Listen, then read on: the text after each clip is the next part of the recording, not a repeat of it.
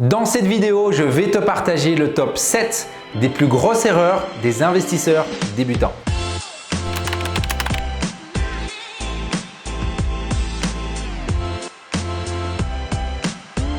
La première grosse erreur, c'est le fait de mal emprunter. Effectivement, aujourd'hui, on voit plein de personnes qui voient la banque pas préparées, qui vont sans dossier bancaire, sans un bien rentable, qui font toc-toc aux banques et qui croient qu'ils vont se faire financer de manière magique. C'est pas comme ça que ça se passe. Si tu veux devenir investisseur et créer de l'argent afin de créer de la liberté de l'immobilier belge, sache qu'il y a un travail à réaliser derrière. La deuxième erreur la plus fréquente chez les débutants investisseurs, c'est le fait de trouver leur opération d'investissement sur les sites traditionnels. Aujourd'hui, si vous voulez faire de l'investissement, vous devez acheter rentable.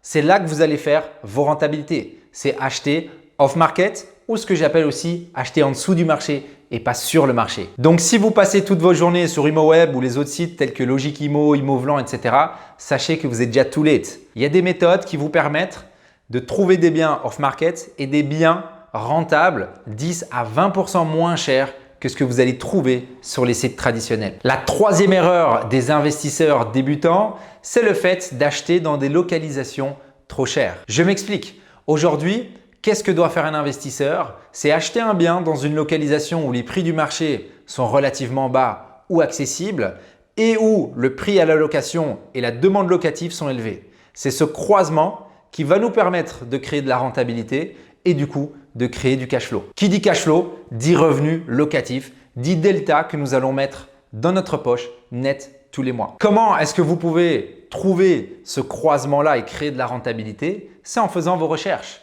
Les informations sont disponibles pour tout le monde.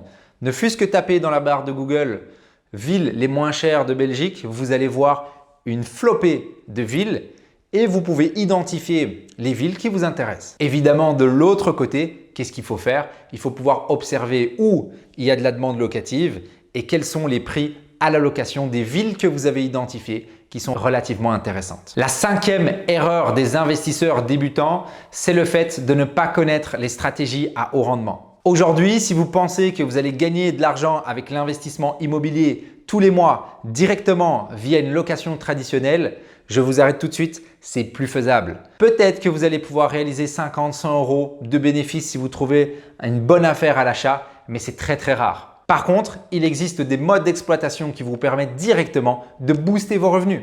Utilisez ces méthodes à haut rendement pour créer du cash flow et de l'argent net tous les mois dans vos poches. La sixième erreur des investisseurs débutants, c'est de vouloir tout faire par soi-même. J'entends énormément de personnes qui me contactent, qui veulent faire les travaux eux-mêmes, qui veulent faire telles actions eux-mêmes, etc.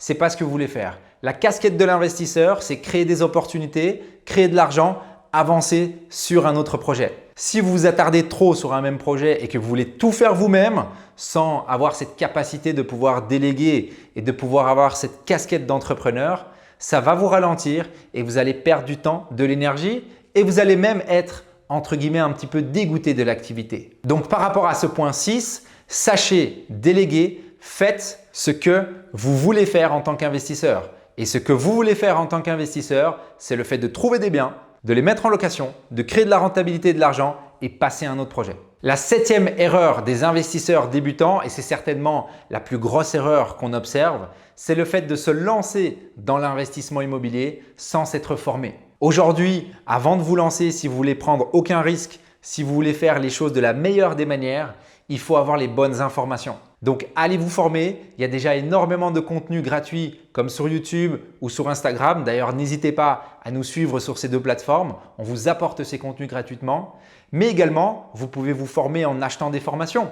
Vous pouvez vous faire accompagner. Vous pouvez faire un mentorat. Le fait de vous former va vous permettre d'aller beaucoup plus vite et d'aller beaucoup plus loin. Si vous démarrez seul, why not? Il y a des personnes qui sont autodidactes.